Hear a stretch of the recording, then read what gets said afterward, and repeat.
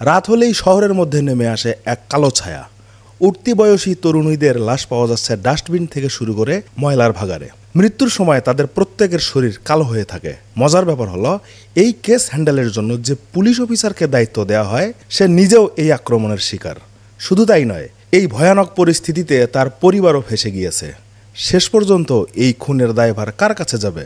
সে কি পারবে তার নিজের পরিবার থেকে শুরু করে শহরের নিরপরাধ মেয়েদের এই ভয়ঙ্কর মৃত্যু থেকে বাঁচাতে? আজকে কথা হবে অসাধারণ সব টুইস্টে ভরা একটা তামিল থ্রিলার মাস্টারপিস মর্গান নিয়ে। বরাবরের মতো সাথে আছি আমি মোহাম্মদ শোয়েব। মুভির শুরুতে আমাদের দেখানো হয় চেন্নাই শহরের কালো অন্ধকার রাতে একজন যুবক তার মেয়ে বান্ধবীকে তার বাড়ির কাছে ড্রপ করে দিয়ে যাচ্ছে। ওর নাম কার্তিক। আজকে ওই মেয়েটার জন্মদিন উপলক্ষে কার্তিক তাকে একটা গোল্ডেন চেইন উপহার দিয়েছিল। এটাকে আমরা ডলার চেইনও বলতে পারি।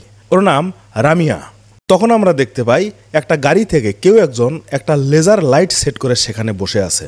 তার কিছুক্ষণ পরেই সেই রাস্তা দিয়ে রামিয়া যাওয়ার সময় ওই লেজার লাইটে তার পা রাখে, আর সাথে সাথেই কেউ একজন পিছন থেকে এসে তাকে ধরে ফেলে আর তার ঘাড়ের মধ্যে একটা ইনজেকশন পুশ করে দেয়। আর মুহূর্তের মধ্যেই তার পুরো শরীর কালো হয়ে সে সেখানেই মারা যায়। মৃত্যু নিশ্চিত হওয়ার পর ওই কিলার মেয়েটার ডেড বডি তার গাড়িতে তুলে নিয়ে একটা ডাস্টবিনে নিয়ে গিয়ে ফেলে দেয়। পরদিন পুরো শহর জুড়ে এই মৃত্যুর খবর ছড়িয়ে পড়ে। ততক্ষণে সেখানে পুলিশের লোকজন সবাই চলে আসছে। সাময়িক তদন্তের পর রামিয়ার ছেলেবন্ধু কার্তিককে পুলিশ জিজ্ঞাসাবাদ করে, কিন্তু তাতে তেমন কোনো কাজ হয় না। তখন আমাদের দেখানো হয় মুম্বাই শহরের এক পুলিশ অফিসারের কাছে এই খবর চলে আসছে। ওর নাম ধ্রুব। ছবিতে ক্লিক করতেই সে চমকে ওঠে। সেই একই ধরনের সিম্বল যেভাবে তার মেয়েকে খুন করা হয়েছিল, এমনকি তার শরীরেও এই একই ধরনের একটা সিম্বল আছে। কোনো ধরনের সময় নষ্ট না করে সে সোজা চলে যায় চেন্নাইয়ের পুলিশ কমিশনারের অফিসে। সেও ধ্রুবের অপেক্ষায় ছিল। প্রায় 9.5 বছর পর তাদের সাথে দেখা হয়। কমিশনার ওই কেসের ফাইল ওকে দিয়ে জানায় এই কেস পুরোটাই আনঅফিসিয়াল হ্যান্ডেল করা হবে। সেই সাথে কেস ইনভেস্টিগেশনের জন্য একজন লেডি ইন্সপেক্টরকে তার সাথে দেয়া হয়। ওর নাম শ্রুতি। বেশ চতুর একজন মেয়ে। কেস ফাইল অ্যানালাইসিস করে সে ওই মেয়ের ফেসবুক থেকে তার ব্যাপারে কিছু ধারণা নেওয়ার চেষ্টা করে। সেদিন তার প্রোফাইল থেকে 2টা স্ট্যাটাস দেখা যায়। একটাতে লেখা ছিল আজ তার জীবনের সেরা জন্মদিন ছিল, কিন্তু তার কিছুক্ষণ পরেই আরেকটা স্ট্যাটাসে লেখা ছিল আজ তার জীবনের সবচেয়ে বাজে জন্মদিন গেল। এই ঘটনায় এটা স্পষ্ট বোঝা যায় যে পরের স্ট্যাটাস ওই কিলার ছাড়া আর কেউ করেনি। তারপর ওরা 3 জন কার্তিকের অফিসে চলে আসে। পেশায় সে একজন ফটোগ্রাফার। তার সাথে বিভিন্ন পরিচালক ও প্রডিউসারেরাও কাজ করত। কার্তিকের সাথে কথা বলে ওর জন্মদিনের ছবিগুলো দেখার সময় ধ্রুব রামিয়ার গলায় ওই চেইনটা দেখতে পায়। এই ছবিটার সাথে ফেসবুকের ছবিটাও মিলে যাচ্ছিল। আসলে এইটা একই ছবি, কিন্তু পোস্টমর্টেম রিপোর্টে তার অনেক কিছু পাওয়া গেলেও এই লকেটটা পাওয়া যায়নি। তখন কার্তিক ওদেরকে জানায় সেই নাকি ওই চেইনটা ওকে জন্মদিনে উপহার দিয়েছিল। কথা না বাড়িয়ে কার্তিকের দেয়া সময় অনুযায়ী ধ্রুব ওই সিসিটিভি ফুটেজ চেক করার সময় দেখে যে সে ঠিক কথাই বলছে। রামিয়া চলে যাবার কিছুক্ষণ পরেই একটা কালো রঙের গাড়ি সেই পথ দিয়ে যাচ্ছিল। জুম করে নাম্বার দেখার সময় তারা বুঝতে পারে যে এই নাম্বার গভর্নমেন্ট ভেহিকল ব্যতীত ব্যবহার হয় না। আর যে গাড়ি এখানে দেখা যাচ্ছে সেই মডেলের কোনো গাড়ি ওই কোম্পানি কালো রঙের বানায়নি। মানে এইটা স্পষ্ট যে ওই গাড়ি মডিফাই করা। ঠিক তার 16 মিনিট পরেই সেখানে একজন হুডি পরা লোক এসে হাঁপাতে থাকে। দেখেই বোঝা যাচ্ছে সে ঝামেলায় আছে। এমন সময় একটা পেঁচা এসে ওর মুখের উপর পড়লে সে আবারও সেখান থেকে ছুটতে থাকে। তারপর সে ওই এলাকার সমস্ত সিসিটিভি ফুটেজ কালেকশন করে সেগুলো দেখতে থাকে, আর সেই অনুযায়ী পুরো এলাকা জুড়ে তদন্ত শুরু করে দেয়। এমন সময় একটা কালো রঙের গাড়িতে তার চোখ আটকে যায়। গাড়ির পিছন গ্লাসে সে একটা সিম্বল দেখতে পায়, যেটা পুরোপুরি রামিয়ার ওই চেইনের লকেটের মতো দেখতে। কিন্তু এই গাড়ির মালিক ছিল অত্যন্ত সাদামাটা মানুষ। গ্লাসের ওই চিহ্নটার কথা জানতে চাইলে সে বলে সে এইসবের কোনো কিছুই জানে না। কখন যে কে এসে কি করে যায় কে জানে। বলতে বলতে ওই চিহ্নটা মুছতে যাবে, এমন সময় ধ্রুব তাকে থামিয়ে দেয়। গাড়ি এখানে থাকতেই সে ফিঙ্গারপ্রিন্ট এক্সপার্টদের কাছে খবর পাঠায়। পুরো গাড়ির বডি জুড়ে তারা তন্ন তন্ন করে আঙ্গুলের ছাপ কালেকশন করে। ফরেন্সিকের রিপোর্টে ফিঙ্গারপ্রিন্ট মেলানোর সময় দেখা যায় 1 ম্যাচ ফাউন্ড, মানে একজনকে অন্তত পাওয়া গেছে। ফিঙ্গারপ্রিন্টের সাথে তার আইডেন্টি মিলিয়ে দেখা যায় 23 বছরের একজন যুবক। ওর নাম কুমার। সেই সাথে এর আগেও সে একবার ড্রাগ স্মাগলিংয়ের কেসে পড়ে জেলেও নাকি গিয়েছিল। কথা মতো ওর ঠিকানা ম্যানেজ করে ধ্রুব তার টিম নিয়ে লোকেশন ট্র্যাক করে ওকে ধরে ফেলে। কুমারকে থানায় না নিয়ে সরাসরি ক্রাইম ব্রাঞ্চে নিয়ে আসা হয়। ইন্টারোগেশন রুমে ওকে একাই রেখে দরজা বন্ধ করে দেওয়া হয়েছিল। টানা 6 ঘন্টা কুমারকে সেখানে রাখা হয়। ধ্রুব বুঝতে পারছিল যে এই সময়ের মধ্যেই ওর ভিতরে থাকা শয়তান ধীরে ধীরে বাইরে বের হয়ে আসবে, কিন্তু সে ভিতরে থেকে ওদেরকে অনেক করে বোঝায় যে তারা যাকে খুঁজছে সে ওই ক্রিমিনাল নয়। এর মধ্যেই শ্রুতি ধ্রুবকে জানায় কুমার নাকি গত 6 মাসে তার একমাত্র বোন ছাড়া আর কারো সাথে যোগাযোগই রাখেনি। এর মধ্যেই তারা দেখে যে সে ভিতরে থেকে ভীষণ পাগলামি শুরু করছে আর বলছে যে তার ব্যাগে একটা ঔষধ আছে, সেইটা তার এখন লাগবে, না হলে তার মাথার যন্ত্রণায় নাকি সে মারাও যেতে পারে। আর সেই সাথে সে বারবার পানি পান করছিল। ধ্রুব তখন ওর ব্যাগ চেক করে একটা ঔষধের বোতল দেখতে পায়। ইন্টারনেট থেকে ওই ঔষধের ব্যাপারে সে জানতে পারে এইটা মাথার ব্রেন সম্পর্কিত ঔষধ। তার মানে কুমার যে কারণে ছটফট করতেছে তা মিথ্যা নয়। এর মধ্যেই সে চুপচাপ একটা জায়গায় গিয়ে বসে থাকে, আবার কি যেন মনে করে চমকে উঠে পানি পান করতে থাকে। কোনোভাবেই সে নিজেকে স্থির রাখতে পারছিল না। এক পর্যায়ে তার পাগলামি যখন বেড়েই চলছিল, তখন ওরা সবাই ভিতরে এসে দেখে টয়লেটের বালতিতে মাথা ঢুকিয়ে দিয়ে সে বসে আছে। অসহ্য যন্ত্রণায় তার মাথা যেন ফেটে পড়ছিল। পরিস্থিতি বুঝতে পেরে ধ্রুব ওকে ওই ওষুধটা দিয়ে দেয়। তারপর কুমার কিছুটা শান্ত হলে ওকে জিজ্ঞাসাবাদ করা হয়। প্রথমে ওই সিসি ক্যামেরার ফুটেজ দেখিয়ে ওকে বলা হয় যে ওই রাতে সে রামিয়াকে কেন খুন করছিল। রামিয়ার কথা শুনতেই কুমার চমকে ওঠে, কিন্তু ওদেরকে বুঝতে না দিয়ে সে জানায় আমি কাউকে খুন করিনি। এবার ধ্রুব ওই লকেটের সিম্বলটা তার সামনে নিয়ে আসে, কিন্তু কুমার এটা দেখেও অস্বীকার করে। সে এসবের কিছুই জানে না। এইবার তাকে ওই ড্রাগ এডিক্টেডের কেসের কথা মনে করিয়ে দেয়া হয়। জবাবে কুমার জানায় ছোটবেলা থেকেই তার একটা সমস্যা আছে। সে ইচ্ছা করলেও নাকি অনেক স্মৃতি মাথা থেকে মুছতে পারে না। এখানে আসার সময় ওই রুম পর্যন্ত কোথায় কি হয়েছে সবই তার মনে আছে। ধ্রুবর গাড়ির নাম্বার, থানার ভিতরে অবৈধ ড্রিঙ্কের বোতল, শ্রুতির মোবাইলের আনসেন্ডিং মেসেজ, কোনো কিছুই সে মনে হারায়নি। ব্যাপারটা বেশ অবাক লাগছিল। তারপর কথার এক পর্যায়ে সে জানায় রামিয়া তার জীবনের সব কিছু পরিবর্তন করে দিয়েছে, তবে তার রামিয়া আর ওই মার্ডার হওয়া রামিয়া এক নয়। আমাদের ফ্ল্যাশব্যাকের কিছু স্মৃতি দেখানো হয়। কলেজে লেখাপড়ার সময় রামিয়ার সাথে তার পরিচয় হয়েছিল। এক পর্যায়ে দুজনের মধ্যে প্রেমের সম্পর্ক গড়ে ওঠে। রামিয়ার স্বপ্ন ছিল লেখাপড়া করে স্কলার নিয়ে আমেরিকায় যাবে, সেই সাথে কুমারকেও নিয়ে যাবে। অপরদিকে কুমারের স্বপ্ন ছিল যে সে একজন সুইমিং এক্সপার্ট হয়ে সরকারি চাকরি করবে আর তার একমাত্র ছোট বোনের একটা ভালো ভবিষ্যৎ নিশ্চিত করবে। কিন্তু রামিয়া তার এই সিদ্ধান্ত সহজ করে নিতে পারেনি, কারণ তার দীর্ঘদিনের স্বপ্ন সে যে কোনোভাবেই হোক আমেরিকায় সেটেল হবে। শেষ পর্যন্ত রামিয়া কুমারকে ছেড়ে তার অফিসের বসকে তার স্বপ্ন পূরণের হাতিয়ার হিসেবে ব্যবহার করে। এই ঘটনার পর ওদের মধ্যে একটা ঝামেলার সৃষ্টি হয়। তারপর থেকে রামিয়া দীর্ঘদিন কুমারের সাথে কোনো যোগাযোগ রাখেনি। হঠাৎ একদিন ফেসবুকে একটা নোটিফিকেশন পেয়ে ঠিকানা অনুযায়ী সে ওই ক্লাবে চলে আসে। এখানে এসেই তার মাথায় যেন আকাশ ভেঙে পড়ে। আজকে রামিয়ার সাথে তার বসের এঙ্গেজ হচ্ছিল। যখন সে ওদের মধ্যে বাধা হয়ে দাঁড়ায়, তখন রামিয়া তার বসকে জানায় সে ওকে চেনে না। আর সাথে সাথেই সিকিউরিটি এসে কুমারকে সেখান থেকে মারতে মারতে বাইরে বের করে দেয়। ঠিক সেই সময়ই ওই ক্লাবে নার্কোটিকের মাদক বিরোধী অভিযান ছিল। একজন মাদক কারবারির ধাক্কায় সে পানিতে পড়ে গেলে পুলিশ তাকে গ্রেপ্তার দেখিয়ে মাদক মামলা চালিয়ে দেয়। আর এইসব কথা বলতে বলতে সে হঠাৎ অসুস্থ হয়ে পড়লে ওকে হাসপাতালে নিয়ে আসা হয়। এমআরআই করার সময় ডাক্তার ওর মস্তিষ্কের অবস্থা দেখে তার ছোটবেলার কিছু স্মৃতি মনে আছে কিনা জিজ্ঞেস করছিল। কুমার তখন জানায় সে যখন অনেক ছোট তখন তার বাবা মায়ের সাথে কোনো একটা মন্দিরে গিয়েছিল। সেখানে একটা কুয়ার কাছে আসতেই সে পা পিছলে ওই কুয়াতে পড়ে যায়, কিন্তু ভেসে ওঠার সময় তার পা একটা লতার সাথে আটকে গেলে সে আর উঠতে পারেনি। এমন সময় একটা কচ্ছপ এসে ওর নাকের সাথে তার মাথা লাগাতেই কি যেন একটা বের হয়ে কুমারের নাকের মধ্যে ঢুকে যায়। সেই সাথে পানির মধ্যে একটা পাকের সৃষ্টি হয়। এর কিছুক্ষণ পর আবার আরেকটা কচ্ছপ এসে ওই পেঁচানো লতাটা কেটে দিলেই কুমার উপরে চলে আসে। তারপর তার বাবার দেয়া সমস্ত উপদেশ তার এখন পর্যন্ত মনে আছে। ডাক্তার তখন জানায় এইটা অত্যন্ত রেয়ার কেস, এমন সমস্যা খুব কম মানুষেরই হয়। তার মেমোরি রিটেনশন অত্যন্ত প্রখর। এর মধ্যেই কুমার তার বেডে শুয়ে শুয়ে ওই ডলার লকেটের মতো একটা সিম্বল আঁকছিল, আর সেইটা ধ্রুব বুঝতে পেরে তাকে আবারও ওই গাড়িতে আঁকা সিম্বলের কথা মনে করিয়ে দেয়। কিন্তু কুমার এবার বেশ রেগে গিয়ে তা অস্বীকার করে আর বলে সে ও সব চেইনের ব্যাপারে কিছুই জানে না। কিন্তু ধ্রুব হঠাৎ থেমে যায়। সে তো একবারও চেইনের কথা বলেনি। সে শুধু জানতে চাচ্ছিল যে সে ওই ডলার সিম্বলটা চেনে কিনা। সে তো চেইনের কথা মুখ দিয়ে বেরোই করেনি। ধ্রুব এবার স্পষ্ট বুঝতে পারে যে কুমার তার কাছে কিছু একটা লুকাচ্ছে। এবার আর কোনো ধরনের কথা না বলে ওকে অ্যারেস্ট করার নির্দেশ দেয়া হয়। কিন্তু সে এবার পুরোপুরি ভেঙে পড়ে। সে ধ্রুবকে অনেক করে বোঝায় যে আসলেই সে কিছু মনে করতে পারছে না, তবে ওই লকেটের সিম্বলটা সে কোথাও না কোথাও দেখেছে, এইটা নিশ্চিত। ধ্রুবকে অনুরোধ করে বলে যদি তাকে সুইমিং পুলে নিয়ে যাওয়া হয় তাহলে সে কিছু একটা মনে করতে পারবে। কথা মতো ওকে সুইমিং পুলে নিয়ে আসার পর সে টানা আধা ঘন্টা পানির নিচে ছিল। এর মধ্যেই ওদের কাছে আর একটা সিসি ক্যামেরার ফুটেজ চলে আসছে। কুমার পুল থেকে উঠে ওদেরকে জানায় সে কিছু একটা মনে করতে পারছে। ওই লকেটটা সে পানির রিফ্লেকশনের মধ্যে দেখছিল। আর ঠিক সেই মুহূর্তে একটা পেঁচা ওর কাছে আসার কারণে সে আর বেশি কিছু দেখতে পায়নি। তারপর যখন ওই সিসি ক্যামেরার ফুটেজ চেক করা হয় তখন সেখানে দেখা যায় অন্য কোনো একজন মানুষের গ্লাভস পরা একটা হাত ওই লকেটটা নিয়ে যাচ্ছে। এইটাই স্পষ্ট যে লকেটের সাথে অন্তত কুমারের কোনো সম্পৃক্ততা নেই। আর এখান থেকে এই গল্পের মোড় ঘুরে যায়। তারপর কুমারকে ছেড়ে দেওয়া হয়।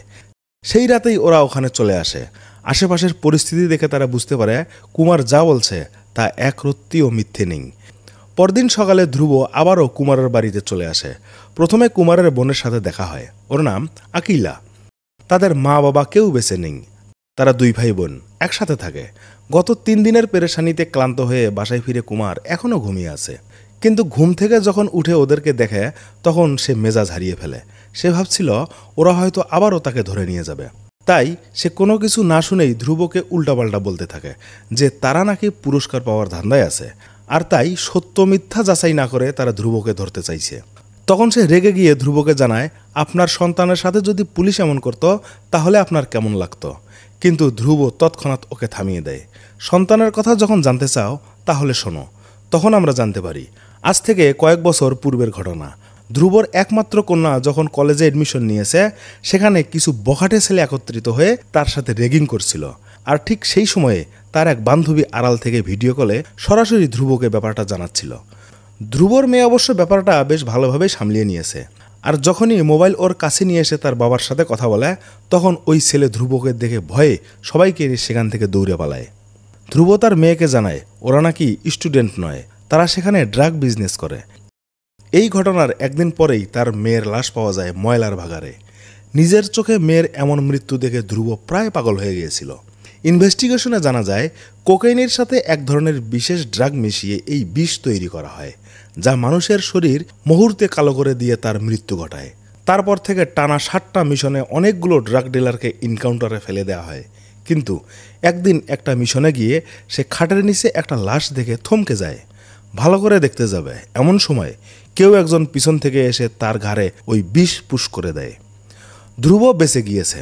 খুনিরা তাড়াহুড়ো করতে গিয়ে মাইনাস ডোজ ব্যবহার করার কারণে সে একদিক থেকে সংক্রামিত হয়। তারপর থেকে আজ এই পর্যন্ত পুরস্কারের কোনো আশা নেই। তার জীবনের এখন একটাই মিশন, ওই খুনিদের খুঁজে বের করা। ধ্রুবর এইসব কথা শুনে কুমার তার ভুল বুঝতে পারে আর সে ধ্রুবকে এই কেসে সাহায্য করার প্রতিশ্রুতি দেয়। দৃশ্যপট পাল্টে যায়। পরদিন ধ্রুব কুমারকে নিয়ে একটা মেরিন ইনস্টিটিউটে চলে আসে। কথা মতো পানিতে নেমে কিছুক্ষণ মেডিটেশন স্টাইলে থাকার পর ওই সেই হারানো স্মৃতিতে ফিরে যায় যেখান থেকে ওই পেঁচাটা ওর উপর আক্রমণ করছিল। কিন্তু এইবার সে সোজা ঢুকে পড়ে ওই কিলারের গাড়ির ভিতরে। গাড়ি যেদিকে যাচ্ছে কুমারের পানির দেহ সেদিকে যাচ্ছে আর পেঁচা উপর থেকে ওই গাড়ি লক্ষ্য করে যাচ্ছিল। কিছু দূর আসার পর কিলার গাড়ির ডিক্কি খুলে রামিয়ার ডেড বডি একটা ডাস্টবিনে ফেলে দেয় আর রামিয়ার মোবাইল দিয়েই ওর একটা ছবি তুলে ফেসবুকে আপলোড দিয়ে দেয় যেখানে লেখা ছিল এইটা তার জীবনের সবচেয়ে বাজে জন্মদিন। কিলার আবারও গাড়ি নিয়ে চলতে থাকে। রাস্তার আশেপাশের সমস্ত কিছু খুব ভালো করে দেখে নেয় কুমার। একসময় গাড়ি একটা ক্রস সিম্বলওয়ালা বাড়ির সামনে এসে দাঁড়ায়। কিলারের পিছনে পিছনে সেও সাঁতার কেটে যাচ্ছে। এমন সময় পেঁচাটা ওর সামনে এসে দাঁড়ালে কুমার চমকে ওঠে আর সেই সাথে পানির নিচে তার নিঃশ্বাসও বন্ধ হয়ে আসে। কুমারকে উপরে নিয়ে আসা হয়। তারপর ওর কথা মতো ধ্রুব শহরের ওইসব রাস্তার অলিগলির সমস্ত ভিডিও ফুটেজ কালেকশন করে। সে বিশ্বাসই করতে পারছে না যে কুমারের এইসব কথা হুবহু মিলে যাচ্ছে। এবার সে ছুটছে ওই ক্রস সিম্বলওয়ালা বাড়ির দিকে। একদম প্রপারলি তার সামনে এসে কুমারকে ভিডিও কল দিয়ে এখানকার ঠিকানা নিশ্চিত করে। কিন্তু কপাল খারাপ, এখানে আর কেউ থাকে না।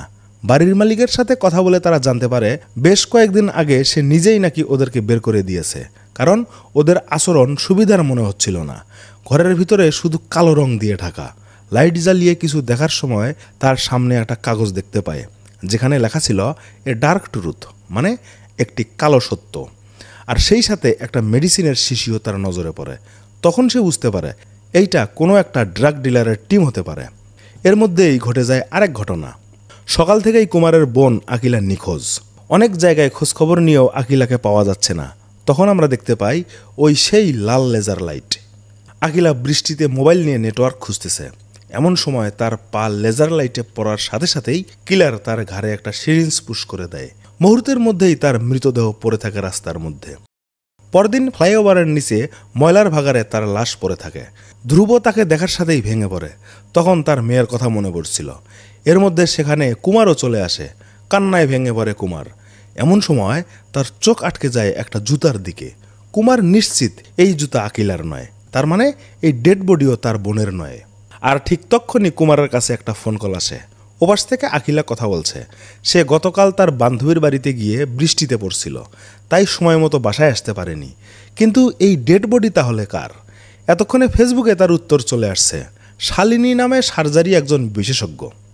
তার আইডি থেকে একটা পোস্ট দিয়ে কিলার তার পরিচয় নিশ্চিত করে দিয়েছে। ধ্রুব তখন তার চেম্বারে গেলে জানতে পারে এখানে তার বেশিরভাগ ক্লায়েন্টে নাকি মিডিয়া ব্যক্তিত্ব, যারা নাটক সিনেমার সাথে কাজ করত। শালিনীর চেকলিস্ট থেকে সর্বশেষ কয়েকজন ক্লায়েন্টের মধ্যে একজন পরিচিত ব্যক্তির নাম পাওয়া যায়। তার নাম পরিচালক রাজেশ। সে নাকি প্রায় সময়ই শালিনীর সাথে মোবাইলে কথা বলতো। এদিকে কুমার কাউকে কিচ্ছু না বলে সে একাই পুলে চলে আসছে। তার বোনের এমন পরিণতির কথা ভেবে সে আর স্থির থাকতে পারছিল না। যেভাবেই হোক ওই কিলারের পরিচয় বের করতেই হবে। এখন সে ওই সেই সময়ে চলে আসছে। এবার সে পেঁচাকে তাড়িয়ে দিয়ে কিলারের পিছু পিছু ঘরের মধ্যে ঢুকে পড়ে। এখানে তার সাথে আরও 2 জন লোক কাজ করত। কিলার একটা রুমের কাছে এসে রামিয়ার ছবি বের করে সেখানে কলম দিয়ে আঁচড় কাটে আর নিচে লিখে রাখে রেস্ট ইন পিস। তখন সেখানে ওই ডলার লকেটটাও সে দেখতে পায়। এর মধ্যেই কুমারের পানির নিচে দম কমে আসছে। তখন ওই কিলারও তার মুখোশ খুলতে থাকে, কিন্তু কপাল খারাপ, অল্পের জন্য সে কিলারকে দেখতে পায় না। অজ্ঞান হয়ে পানিতে ভেসে ওঠে কুমার। কমপ্লেক্সের লোকজন ব্যাপারটা বুঝতে পেরে ওকে হাসপাতালে ভর্তি করে দেয়। খবর পেয়ে ধ্রুবও সেখানে ছুটে আসে। ডাক্তার ওদেরকে জানায় আগামী 24 ঘন্টার মধ্যে তারা কিছুই বলতে পারবে না, অপেক্ষা করা ছাড়া আর কোনো উপায় নেই। কিন্তু যার উপরে স্বয়ং জলদেবতার আশীর্বাদ আছে সেখানে ডাক্তার কি করবে? আর তাছাড়া আজ তার জীবনের শেষ পরীক্ষা। এই প্রতিযোগিতায় জিততে না পারলে সে আর কখনোই চাকরি করতে পারবে না। হঠাৎ চমকে ওঠে কুমার। কোনো কথা না ভেবে ছুটতে থাকে পরীক্ষা কেন্দ্রে। এর মধ্যেই ধ্রুব তাকে ফলো করতে থাকে। একদম ঠিক সময়ে চলে আসছে। প্রতিযোগিতা মাত্র শুরু হয়েছে। তার মাথায় শুধু ওই দৃশ্য ঘুরপাক খাচ্ছিল। রামিয়ার ছবিতে কালি দেওয়ার পর টাইম ম্যাগাজিনের ওই মেয়েটার ছবি কিলার ছিঁড়ে ফেলছে। তার মানে কিলারের নেক্সট টার্গেট ওই মেয়েটা। এর মধ্যে সবাইকে পিছনে ফেলে কুমার এগিয়ে আসে। একটা খাতা নিয়ে সেখানে খুব দ্রুত সে ওই মেয়েটার ছবি এঁকে ধ্রুবকে দেখায়। সেখানে লেখা ছিল এ ডার্ক ট্রুথ। ধ্রুবর তখন কার্তিকের স্টুডিওর কথা মনে পড়ে। রামিয়ার কেসের ব্যাপারে যখন সে স্টুডিওতে গিয়েছিল সেখানে ওই ম্যাগাজিনের কভারের ফটোটা তার চোখে পড়ছিল, যার সাথে কুমারের আঁকা এই ছবিটাও মিলে যাচ্ছে। ধ্রুব তখন কার্তিকের সাথে যোগাযোগ করে ওই মেয়ের পরিচয় নিশ্চিত হয় যে সে একজন মডেল। ওর নাম ভ্যানিলা। আর তখনই শ্রুতি ওই মডেলের লোকেশন ট্র্যাক করে তাকে ফলো করতে থাকে। লিফটে ওঠার পর সে আস্তে করে একটা স্পাই ক্যামেরা ভ্যানিলার ওড়নার সাথে আটকিয়ে দেয়, যাতে করে তার গতিবিধি রেকর্ড করা যায়। ভ্যানিলা অফিসের ভিতরে এসে দেখে ডক্টর শালিনীর রেফারেন্স থেকে তার একটা ছবি ম্যাগাজিনে পোস্ট করা হয়েছে, যার কারণে এখানকার পরিচালক প্রডিউসারেরা নাকি তার উপরে বেশ রেগে আছে। ওই মেয়েটা আরও জানায় তার ক্যারেক্টারের জায়গায় এখন প্রডিউসারের মেয়েকে কাস্ট করা হয়েছে। এই ঘটনায় সে ভীষণ কষ্ট পায়। তখন সে পরিচালক রাজেশের সাথে কথা বলে তাকে অনুরোধ করে যে তাকে যেন এই কাজটা করার সুযোগ দেওয়া হয়, কারণ এই চরিত্রের জন্য গত 6 মাস থেকে সে নিজেকে প্রস্তুত করে নিচ্ছে। যার চরিত্রে অভিনয় করবে তার শরীরের কালারের সাথে ম্যাচিং করার জন্য সে শালিনীর কাছে দীর্ঘদিন ধরে ট্রিটমেন্ট নিচ্ছে। কিন্তু রাজেশ তাকে সাফ সাফ জানিয়ে দেয় এখন আর কোনোভাবেই সম্ভব না। সে ভ্যানিলাকে একরকম অপমান করেই বের করে দিয়েছে। কিন্তু তখনই নতুন নায়িকা ভ্যানিলাকে দেখে ফেলে। ওর নাম নিকিতা। ভ্যানিলাকে কাছে ডাক দিয়ে তার পরিচয় নেওয়ার পর সে ওর কাছে নতুন কিছু শিখতে চায়। রাজেশ যদিও এই ব্যাপারে রাজি ছিল না, কিন্তু কি আর করার, নিকিতা তো প্রডিউসারের মেয়ে, তার কথা মানতেই হবে। কথা মতো সেই রাতেই ওই পার্টিতে ওরা সবাই চলে আসছে। ধ্রুব তখন থেকেই ভ্যানিলাকে ফলো করে তার টিম নিয়ে সেও পার্টিতে যোগ দিয়েছে। এর মধ্যেই সে ভ্যানিলার নিরাপত্তা নিশ্চিত করার জন্য তার ফ্ল্যাটে কুমারকে পাঠিয়েছিল। ভ্যানিলা বাসায় না থাকার কারণে কুমার এখানে এসে দেখে তার ঘরের দরজা বন্ধ, তাই সে সেখানেই অপেক্ষা করতে থাকে।